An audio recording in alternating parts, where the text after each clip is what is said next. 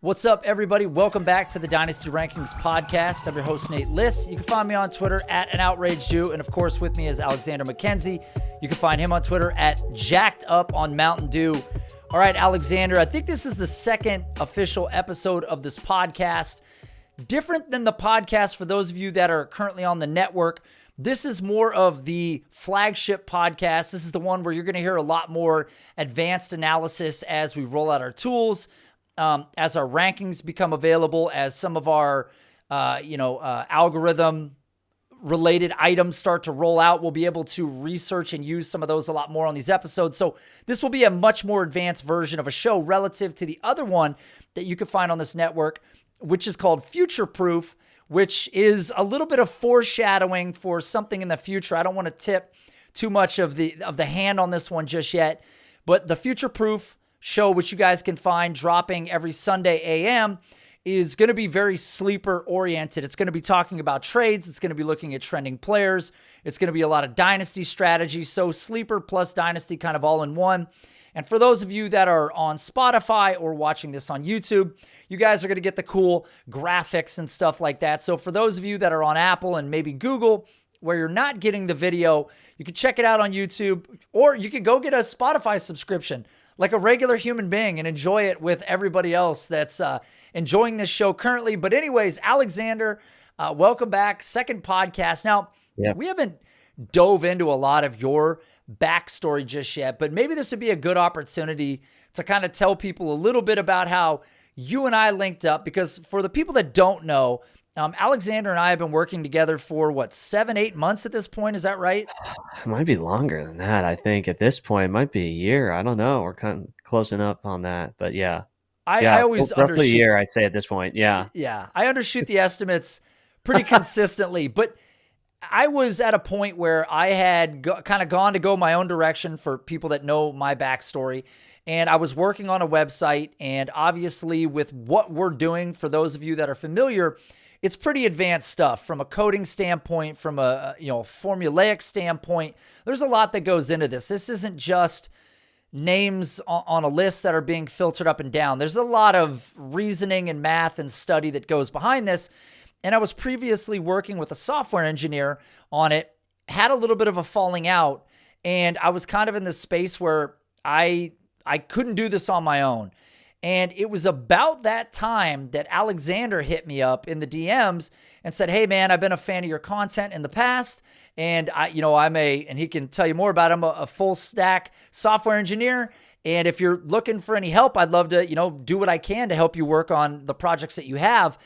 And I would say for a couple of weeks, I kind of didn't engage, and I might have hit you up and you could tell this side of the story, but eventually, when I did hit Alexander up and everything was revealed, I realized that there was a lot more to what Alexander brought to the table. And that's part of the reason why he's not only one of the major parts of this tool and this system that you guys are going to experience in the future, but also through many of our conversations, I realized this is probably somebody that can be a lot more than even what they think they can be today. I mean, this is, again, the difference between what you do and the other engineer.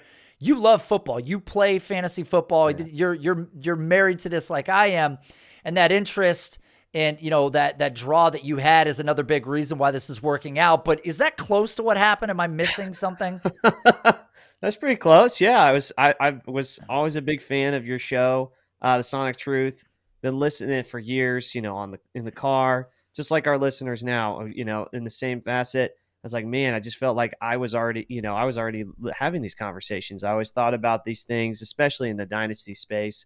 I love fantasy football. I love football, if you can't tell, with all the Chiefs gear and stuff here in the back. But yeah, no, I'm a big listener of the show for a long, long time. I got slid in your DMs, and it was like, hey, I heard you're working on a project. I've got this background. I work in data engineering. I also write some application software. Can we figure something out? You need any help? And man, I still can't believe it right now. It just feels so weird just sitting here and being able to, do this kind of stuff is just freaking awesome. I love this stuff. I think about this all the time. Message you all the time about this kind of stuff and stats. And it just adds. It's just so much fun, and I hope that everyone that's listening to the show and all the new followers that we get enjoy this as well, because this kind of stuff is just it's just exciting stuff, and it's very interesting. It's just the ways of thinking about things that you never thought about, and you make connections on stuff, and there's just a huge community that you have already built up that's pretty incredible. That all I just go in there into the Discord and just see all the discourse that's just going on in there, and all the relationships that people have already established. It's just pretty incredible stuff. But yeah, no, I'm excited to. We've been working really hard on building this algorithm to kind of read through all these players' information, and I'm excited for what the future holds, and excited to talk about some of these topics that we got going on today. Yeah. I'm super happy for the people that have been following the saga of my content creation era. Again, we're really close, and we're excited to roll this out. And there's some things that we're working on in tandem, some really big releases that'll be at the website. That's dynastyrankings.com. You guys can go sign up, plug your email in over there. But there's really big stuff coming in the future, so we will get into more of that.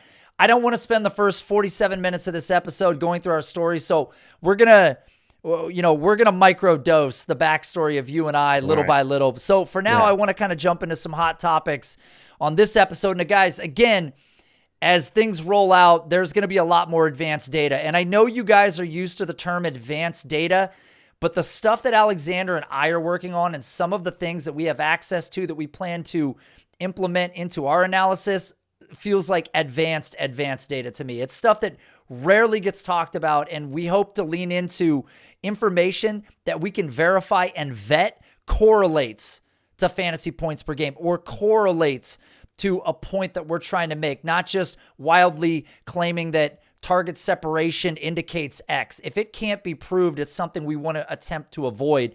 Obviously, theory exists, but we're trying to stay very binary. That's one of our greatest goals, so that when you guys listen to this episode and you go parrot something to your friends, you don't have to worry about looking ridiculous one day because it was an inaccurate, non-vetted statement. That's not what we plan to do over here. So, with that being said, Jonathan Taylor, now just a few days ago, you and I were building this show sheet, and it was basically, the title of the section was Jonathan Taylor's landing spots.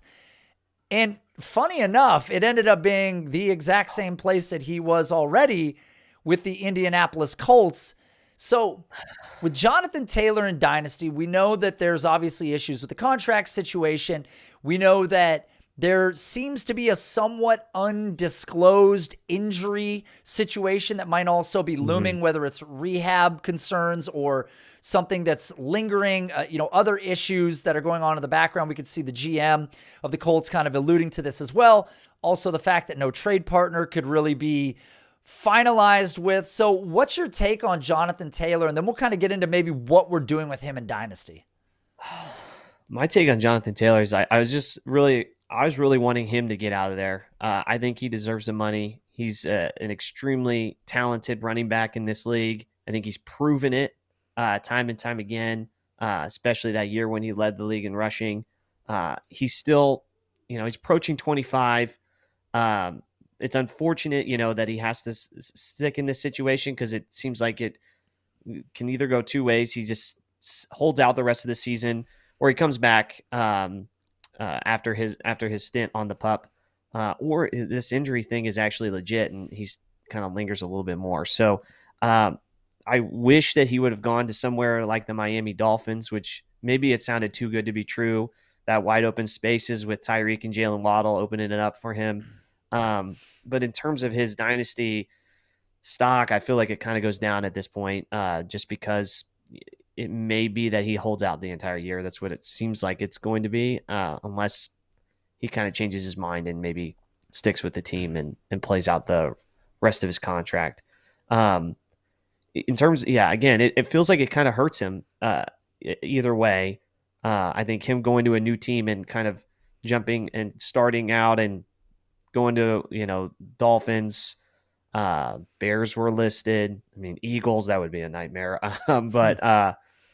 But in terms of advanced metrics, I think there's just like, we all know what he is, right? He's an elite runner, 3-down skill set, an electric breakaway runner, great size, great speed, 4.39. I mean, come on. It's really just like what does his evaluation look like long term, right? I think ideally he kind of gets out of here and goes to a team that he actually wants to go play for, and they pay him the money that he feels like he deserves. And then we kind of still kind of evaluate him maybe in sort of the way we evaluate Saquon Barkley right now. And maybe he stays within this range for a little bit. But if he goes anywhere where it's kind of a messy backfield with another pretty talented running back, that it just makes his stock go down significantly just because of the opportunity will be lessened. I mean, yeah, high ankle sprains, rolled ankles. His year last year was very diminished. Quarterback play was not at an all-time high, despite a lot of opportunity that he was given. So it's this compounding issue where Jonathan Taylor didn't look like Jonathan Taylor, and the injuries added up, and the team wasn't good. And you get all these things going together, and what that equates to, as you can see over here on the other screen, is that Jonathan Taylor now is viewed as the RB7 in Dynasty, which to me, he's neck and neck with Nick Chubb, but he's 3 years younger than Nick Chubb, and he's a better receiver than Nick Chubb is. And the end of Taylor's career likely isn't with the Colts. Now, you had mentioned that we don't know what happens with him in Indianapolis if he plays it all this year. I do know that going on the PUP means that those games still count towards an accrued season. So no matter what, his contract will run out at the end of 2023. We can pull it up right here. So end of 2023, that contract is up. Unrestricted free agent, so he can kind of go and do what he wants at that point. And I know that the Colts were, air quote, trying to get something for him. They really should have, unless they thought that they could mend this thing. But you look at his value, he's essentially approaching like Josh Jacobs level value. And to be honest with you, I never thought in 1,000 years those two players would be anywhere near each other, because Jacobs is all recency bias. I mean, I like Jacobs. You like Jacobs, but it's one super big year where everything came together. And now you have Jonathan Taylor, who's not only a year younger, but had prolific production up until an injured year with absolute trash around him. And it's like Taylor is a buy at this point. Like, if you need a running back, if you want a guy, if you want to bet on a running back that could play till the Derrick Henry, Nick Chubb, Adrian Peterson type, structure level of game. Like, it wouldn't surprise you or I if at 28.5, approaching 29, Taylor is still 1,000-yard rusher in this league effectively. So with that being said, it's the rare case where a guy like that is finally falling into a value position where he is a buy. You're just going to have to eat what 2023 likely is.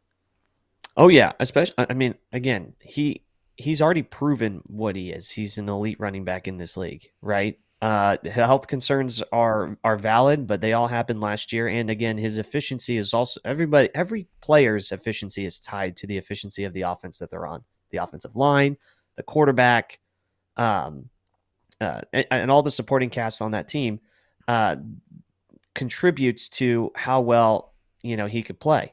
And if they're loading the box against him and he's got an ankle injury that he's trying to play through, what are you going to do? They're not trusting the quarterback, Matt Ryan. Sam Ehlinger was out there at some point. It was a pretty abysmal offense for a team that had a lot of hype with Matt Ryan being traded over there last year. With that being said, again, I think he goes somewhere else. And again, I think he sustains his value. It just feels like the way it was with sort of Saquon when he got hurt. His efficiencies went down. He was playing while he was hurt. Everyone's just down on again, recency bias.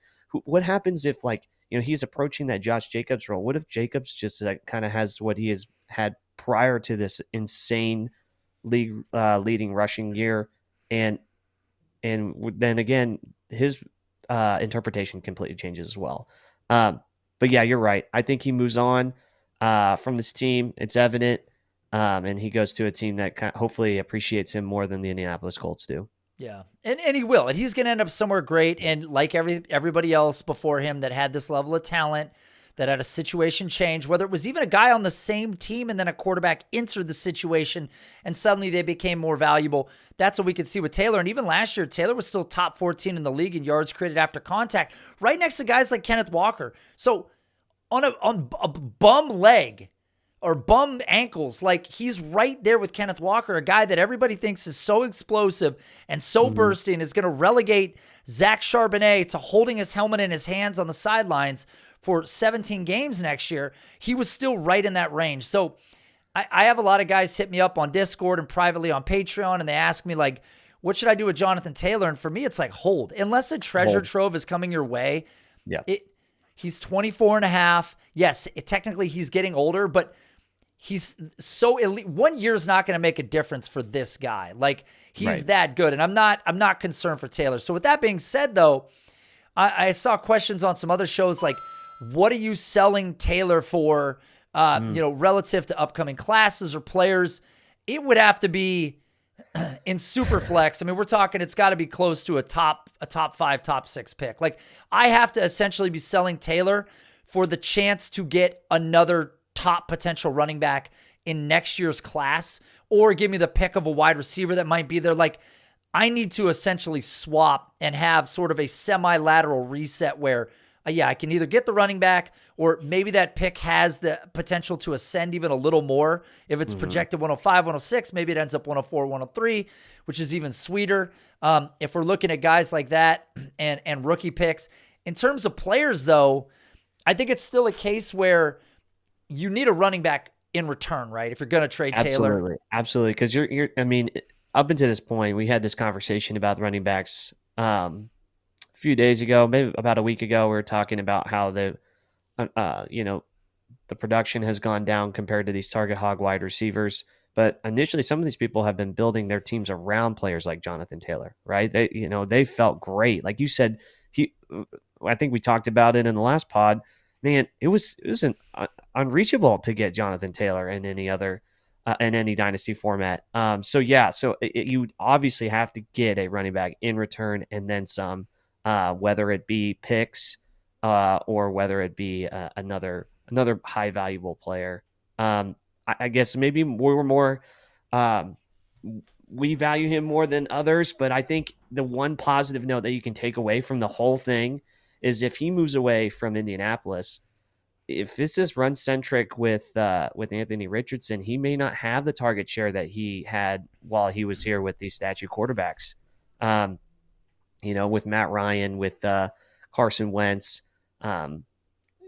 he could easily go to another team that will actually use him in the receiving game, and then that outlook, he continues that 3-down profile. Because if he goes somewhere like the Bears, he goes to if he stays in Indianapolis, I don't see his target share being the way it is right now. Yeah. I mean, and the Colts in the last 2 years have had a over 21% running back target rate, which has been basically top 12 in the league. So, which is very high, well over 100 targets annually to the running back position. So that's incredibly hard to come by. So I think that's the takeaway. If you've got him, hold.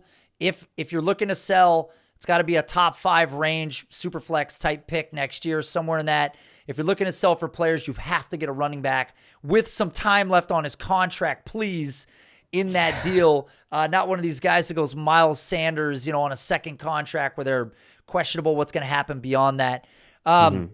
Okay, so from Jonathan Taylor, moving on to an interesting one.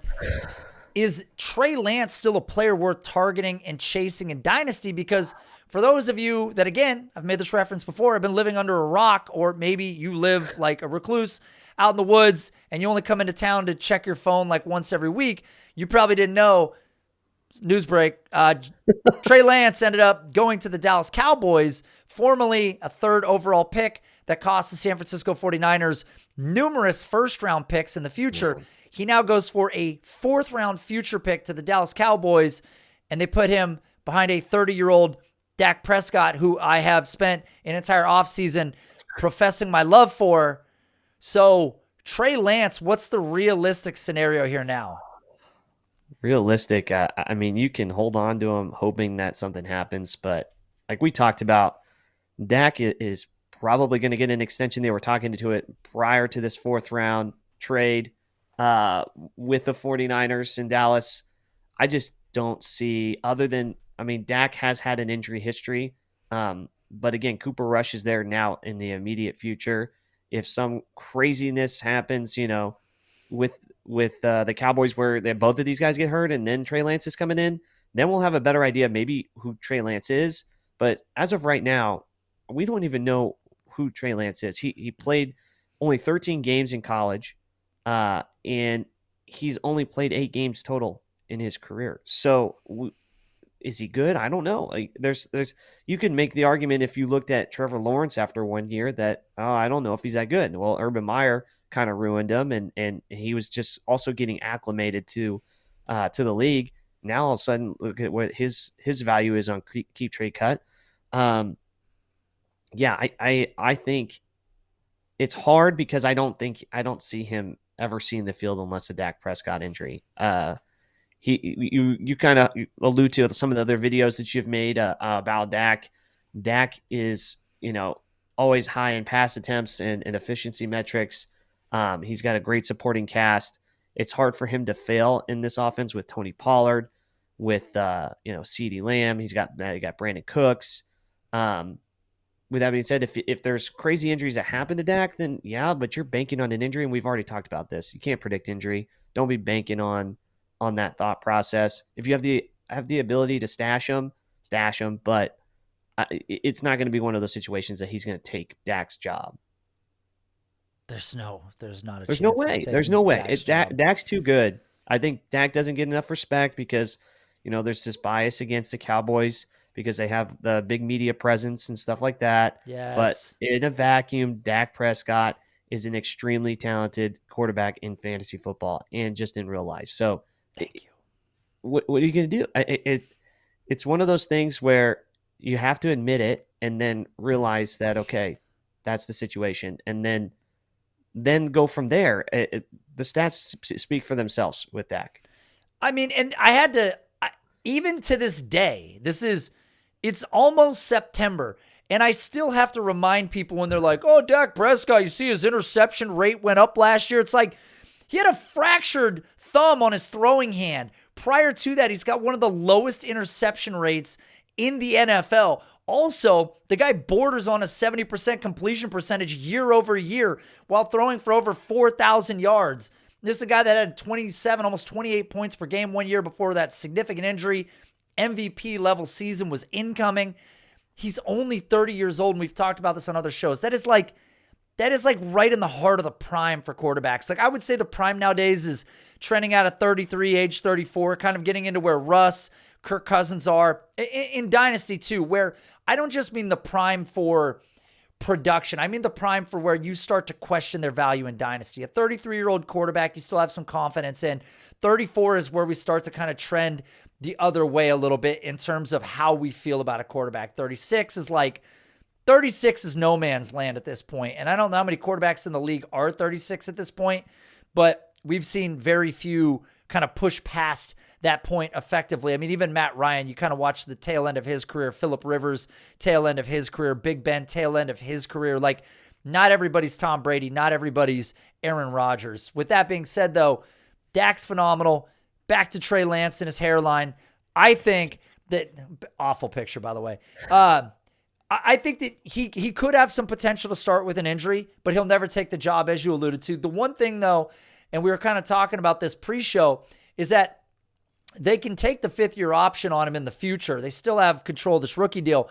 And this did bug Dak Prescott a little bit because there was conversations about how Dak Prescott's extension or a future contract was coming, and they were going to be working on this, and then this happened. So with that being said, you could chase Trey Lance in Dynasty if you'd like, but the reality of the situation is if Jerry Jones and the Dallas Cowboys want to hold on to him and just have him as a really high upside backup that they got for a round less than what was paid for Malik Willis, then so be it. They can do that, and he never really sees the field short of an injury. He would be electric on any given game, but you can't possibly roster a guy like this with the hopes that he's going to play 2 games a year or 4 games a year after sitting on the sidelines for a majority of the season. So that's the take on Trey Lance. This is not the greatest situation in the world. In addition to that not being the greatest situation in the world, it would also feel like not the greatest situation in the world if you rostered one of these two veterans. But as we've seen with the Jonathan Taylor situation, as we've seen with Dalvin Cook, who already signed somewhere, and we know injuries are going to come. It happens annually. Sometimes it's early in the year, sometimes it's in the middle of the year, sometimes it's late.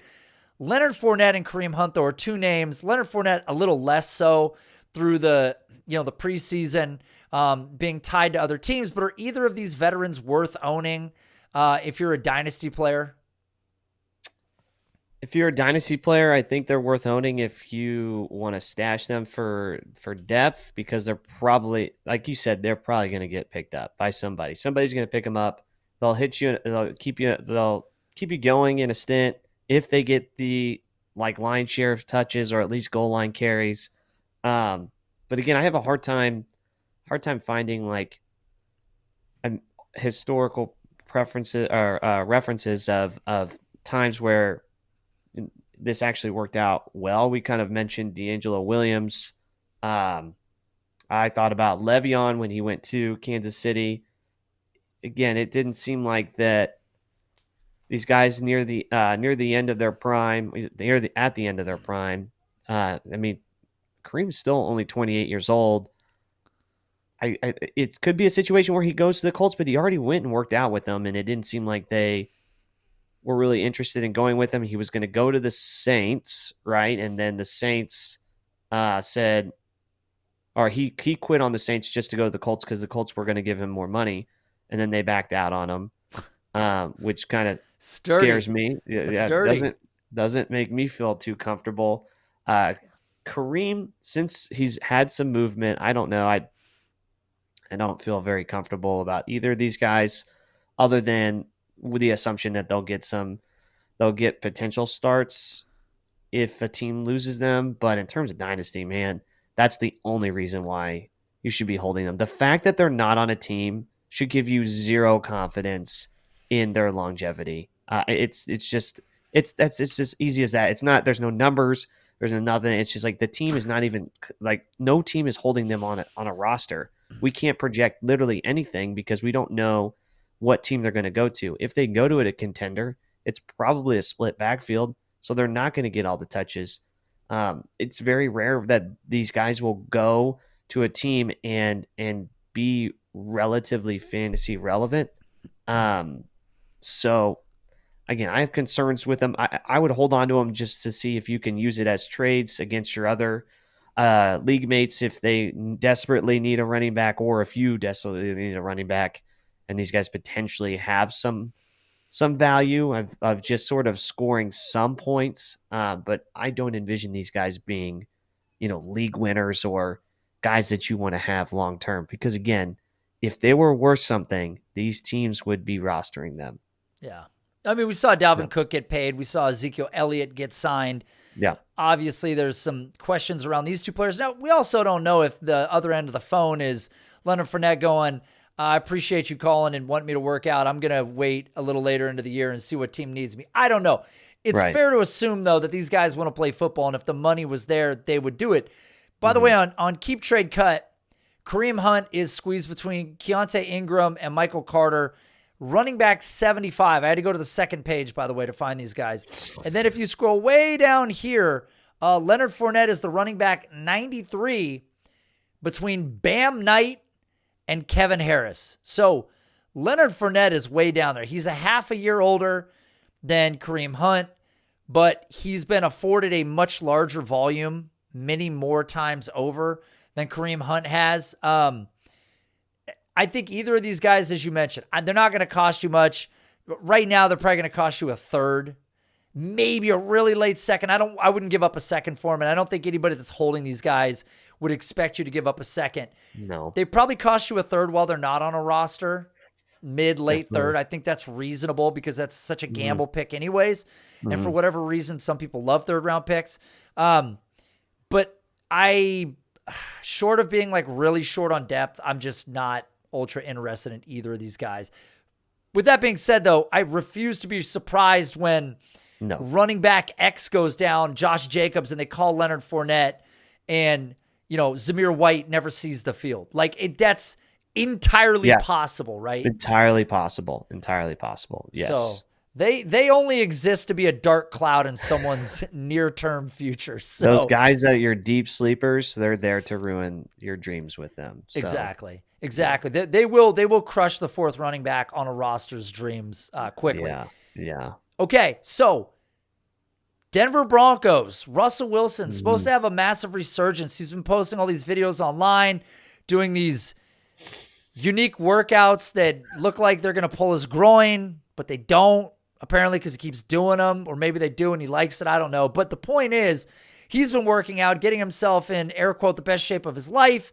He's got Sean Payton. We've got a difference, and everything's different for him. And this was supposed to be the resurgence. But then he loses Jerry Jeudy for a multitude of weeks, a guy that you and I had pegged as a breakout player this year, a player that we thought that a lot of volume was going to be on his side to sort of usher its way through what we saw last year. Then today, this team that has no weapons cuts Albert O, by the way, one of the most athletic tight ends that we've seen in a number of years. He gets cut suddenly, which was strange, right? So now they're down to Cortland Sutton, some other names, and the player that we really want to talk about, which was the first player that Sean Payton took in the NFL draft as head coach of this team, and that's Marvin Mims. So with Jeudy missing time and Cortland Sutton being the de facto alpha at this point, are we excited about Marvin Mims and kind of what is his ceiling in this offense? Very excited about him. 5'11", 183, runs a 4.38, speedster, monster speedster. Player profiler has breakout age at 18.5, so he was good, age adjusted. Also, his last 2 years at Oklahoma, he averaged over 20 yards per reception. So he's catching the ball deep, and so all those splash plays, he's got that capability in his skill set. And then he goes to Sean Payton, who is an offensive guru, and again, the target competition is not there. It's just Cortland Sutton and maybe these running backs. But yeah, they also got rid of Alberto, and I don't know. And they got Greg Dulcich in there, so he's no slouch. He's pretty good, up and coming. But in terms of the receiver room and all that, yeah, he's got a great opportunity to kind of capitalize. And again, he's got second round draft capital, like you said, first pick that Sean Payton has made.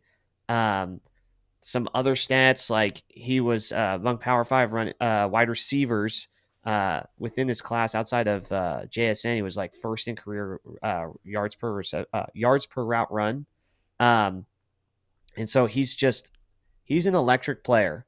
Doesn't have like monster receiving production that you would like, but I think there is some use for him. Cortland Sutton's he's a deep contested catch guy, but if you want some guy to burn the defense, I think this is someone that Sean Payton can kind of move all over the place. I didn't get a chance to look at what his usage, if he was exclusively outside, inside, but I think someone like this with the speed, and he can play on both inside and outside because he's got the speed. So I think this guy could easily,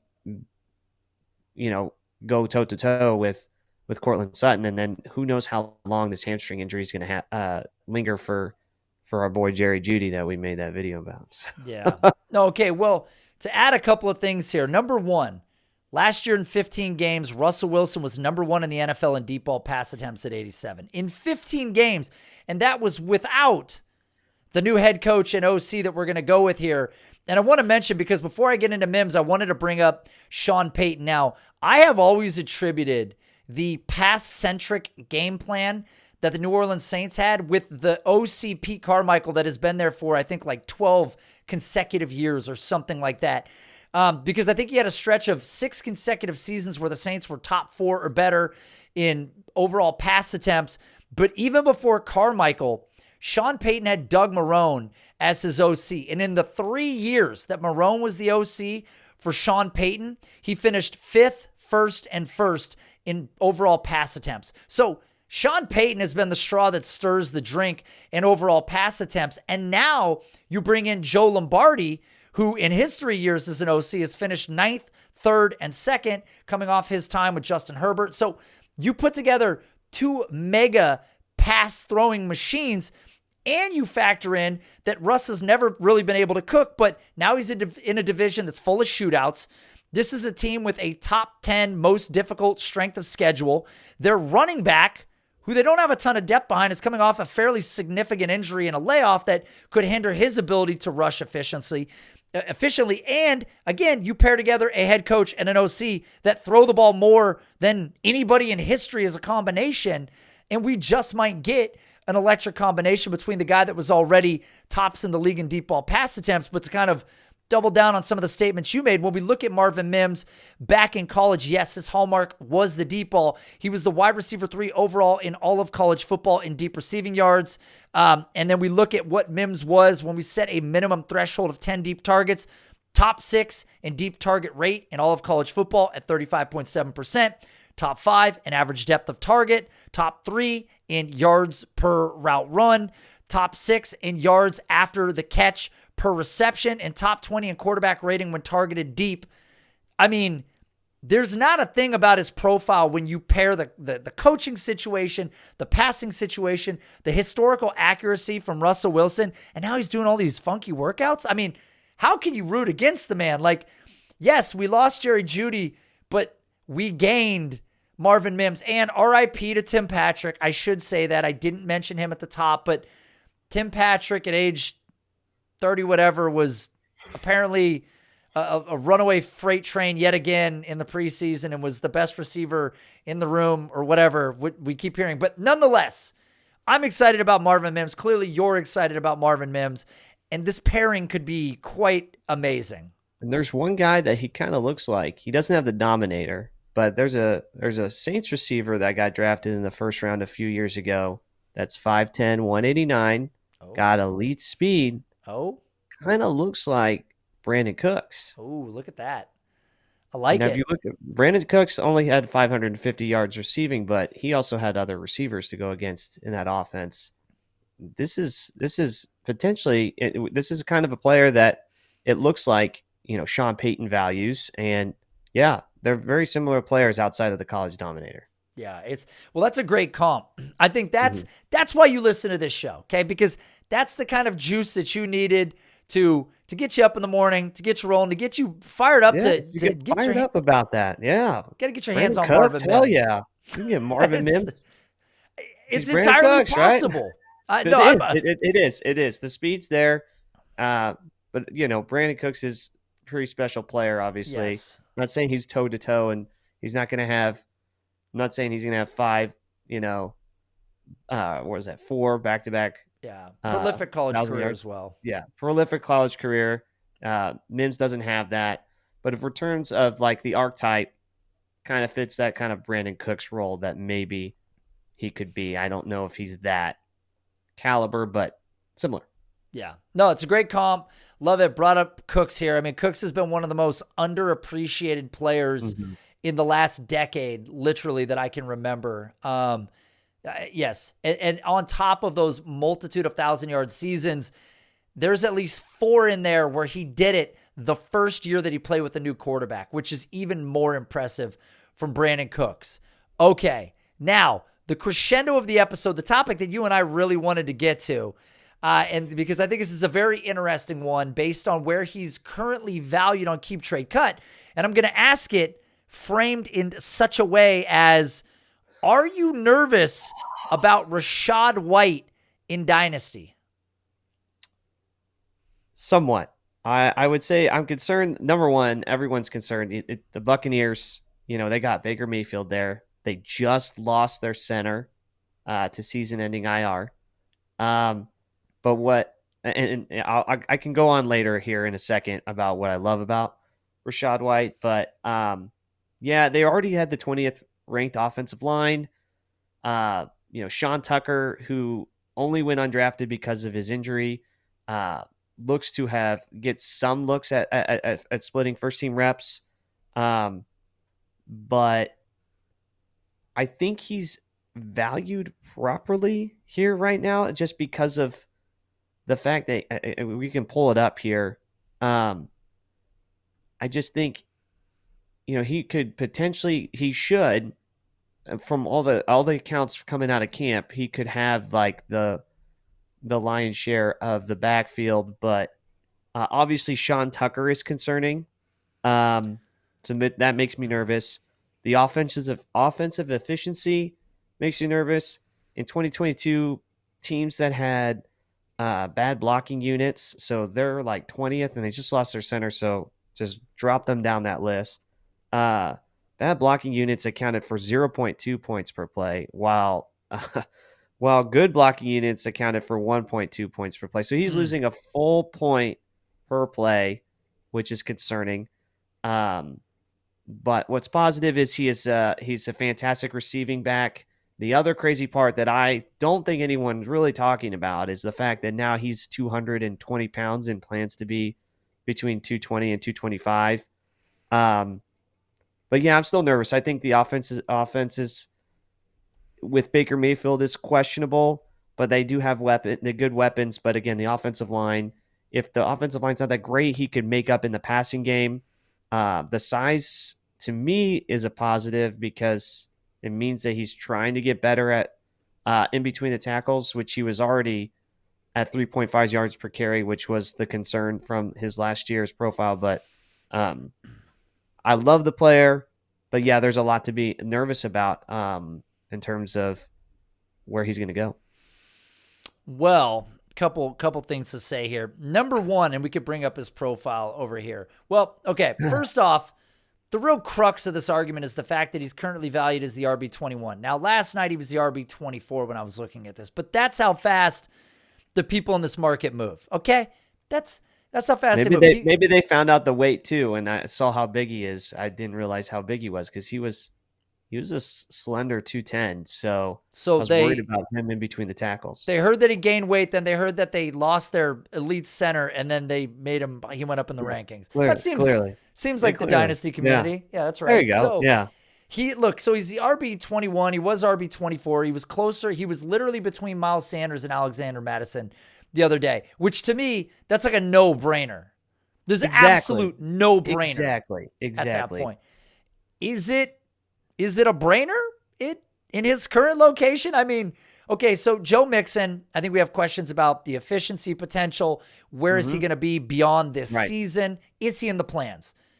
And then above him, you have Zach Charbonnet, a player that you and I both like, but we also know that if Kenneth Walker is healthy, best case scenario for him is he wins that gig a little bit and maybe he's the 57% snap share guy, but never the full workload. Rachaad White, on the other hand, in the context of this offense, could absolutely be the guy. And one thing I want to say is you brought up some of his numbers. Right here is a big one to me. Average defenders in the box last year, he was number 17. So with Tom Brady, he was seeing a lot of extra defenders in the box. Now you've got Baker Mayfield, who is not a threat to anyone except himself. Yeah. And I just don't think that that's a necessarily a benefit to him.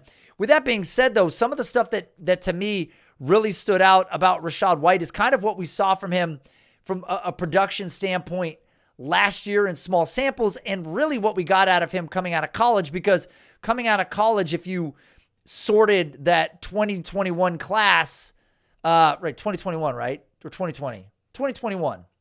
Yeah, so 2021 class, top 20 in yards created after contact at 3.38, number one in the country in yards per route run at 2.25, and top 20 elusive rating on Pro Football Focus overall.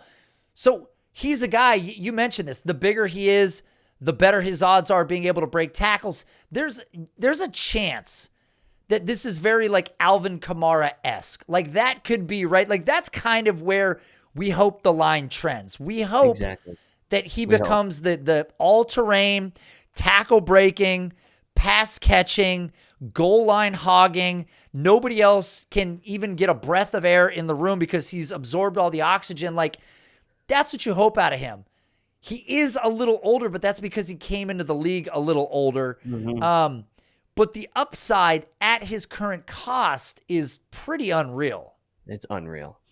It's if go back to that list, the list is just incredible. Like just go through the list and tell me which one you would rather have. The only one would the maybe Charbonnet. I mean, I upside for Dobbins, upside. upside for upside. You got. I mean, Dobbins. He's limited because even if he is healthy, they don't pass the running back enough, and he has again just talk about his injury history. He hasn't been able to see the field, and James Cook. Maybe I think again he's sort of in that similar situation, except he's got a better offense that he's on. So that's kind of the line there. And then Derrick Henry is just historic. So go even further, because if Rachaad White opens the year with 3 17-point games and Javonte looks like the player we think he might look like, why wouldn't you say I prefer Rachaad White to Javonte Williams? Like, there's nothing crazy about that at all, because Javonte is still running on the fumes of hopes and dreams of the last time we saw him in this crazy ascension that he was afforded, even though the sample was not very big. So, like, I could see, and look, a lot of people are willing to already write off Najee Harris. Like, if Najee starts not playing well and Jalen Warren's getting some opportunity, like, if Rachaad White's playing well, not crazy to think that Rachaad White ends up in this tier of guys up here where we're looking at Ramondre, who the Patriots never extend running backs. Yet to be seen what will happen there. Najee, people are already saying that they're jumping ship on him. Javonte coming off of injury. Dameon Pierce, 4th-round guy that we love, but he's a 4th-round guy. Derrick Henry is at the very tail end of his career, we think, or he's either going to fall off this year or play 10 more years. And then we've got James Cook, who's not big enough to do what Rachaad White can do. J.K. Dobbins is always hurt. Like, you could legitimately move him into the top 13 or higher when we run the analysis of Eckler becoming 29 and some of these other guys are aging out and injuries and whatever. So ceiling for ceiling, he's pretty much within this range and age and opportunity unrivaled, right? I mean, absolutely. Is like Cam Akers like one of the only kind of names, but even then I don't think he has the appeal of Rachaad White, who, by the way, for better or worse, is getting a quarterback upgrade in 2024. Right? No, he is. He has to at this point. Yeah, so he's either getting Drake May or they're getting some veteran who's better than Baker Mayfield. So then all of a sudden you get Caleb Williams or Drake May. I mean, then through the roof, he's going to skyrocket all these guys, all these lists right here, because number one, they're just going to run the ball like crazy with whoever they get in their rookie year. And God, he could jump that list. So I sorted the picks in just for conversational piece here. So we've got where'd he go? Okay, so Rachaad White is right here. He's bordering on a late 25 first. He's a little less valuable than that. But look at this. Early 2023 third on here is about 3350 in total points. Rachaad White is 3773. So you're telling me that he's at the equivalent value, and you can't sell a 23rd pick anymore because obviously that's all done. But he was essentially being valued as a 2nd-round pick. So, like, he's Roschon. It's either Roschon or Rachaad White. I like Roschon, but, dude, the upside, if you're a team that wants to take a swing on a 2nd-round pick, and I will gamble 2nd-round picks all day long, especially on running backs, right? So you're just doing it laterally on a guy with more potential upside. That seems like a no-brainer to me. I would have taken him. Given anybody listening, they should just be going to try to trade a 2nd-round pick. Devon Achane right now for Rachaad White, straight up. I have no question. Easily. Yeah. Look, injuries can obviously falter this analysis. Absolutely. But again, we're talking about in Achane's case, a 188-pound guy versus a guy that's now in the 120 or the 220 range. Like, it's a non-starter. And the other thing is Achane's buried. Believe it or not, the other 2 running backs in front of him will end up with a substantial level of opportunity. And we don't even know if Jonathan Taylor doesn't end up there anyways in the future and just ruin everything. So with that being said, there are an immense amount of reasons why the downside for Rachaad White needs to be taken into account when you look at some of the inefficiency last year and the people that are citing the targets are also not attributing it to the fact that Tom Brady's been, first off, he threw like 711 times last year, and they're not attributing the history of Tom Brady and the running back correlation of target share. With that being said, though, when we're playing a game where upside and trying to bet on potential outcome is everything, this is the profile, like Rachaad White to Alvin Kamara. He's somewhere between what Antonio Gibson, what we had hoped he could potentially be, or on the most extreme elite version would be like the Alvin Kamara, because I think that's probably the closer range of outcomes at his ceiling. He doesn't have quite the juice of Gibson. Gibson's in a very rare era. I don't even know where you put, I mean, he's in that Barkley plus range. I don't even know, but yeah, the talent and the athleticism, he already had the size and the size adjusted speed. He had to gain weight. We don't know if that impacts how he plays, and he plays slower or something like that. It impacts him in the receiving game or some sort of way. We don't know how much the weight impacts. We were talking about this before. Usually, I was like, how much does weight actually, like adding weight? We know losing weight always helps guys, and they look a little faster and stuff like that. Like Le'Veon Bell type situation where he lost a bunch of weight and he looked crazy explosive during that stint on the Steelers.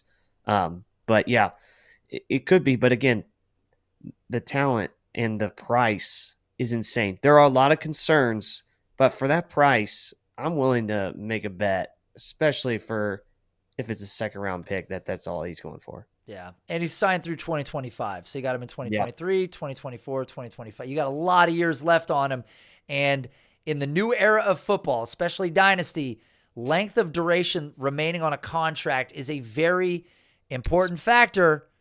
As I mentioned at the top of the show, future-proof, forecasting, contracts. Just remember that. It's going to come back up in the future. All right, Alexander. I think that this was it was only 5 topics, but I felt like it was a beefy episode nonetheless. Everybody, appreciate you guys listening. Share this with your friends. Help blow this show up. You guys can also find this video on YouTube. Please go over there, check that out. Subscribe to the channel. I've got to do some changing around of the names, but for now, it's still at youtube.com/Nate Liss. Go to dynastyrankings.com, pop your email in there. I think we'll plan to do something really cool for the first so many people that sign up, and we'll drop some information in an email in the future. Description below, or whether you're watching this on YouTube or you're listening on one of the platforms, join the Discord. Again, as Alexander mentioned earlier, it's always very lively in there. It's a fun group. It's a great community. I love interacting with them. I feel like I know these guys personally, and hopefully I get to run into them at the expo or something in the future. Yeah, and I can't think if I'm missing anything else, trying to plug away everything there. But again, thank you guys so much for listening. Alexander, once again, A+ analysis.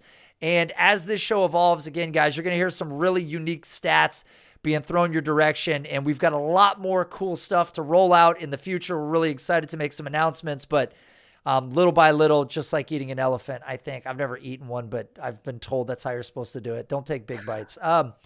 Anyways, appreciate you guys checking it out. And look for the next podcast that'll drop this week, which will be Sunday AM, the Future Proof podcast, which again, very dynasty strategy, sleeper tool centric show.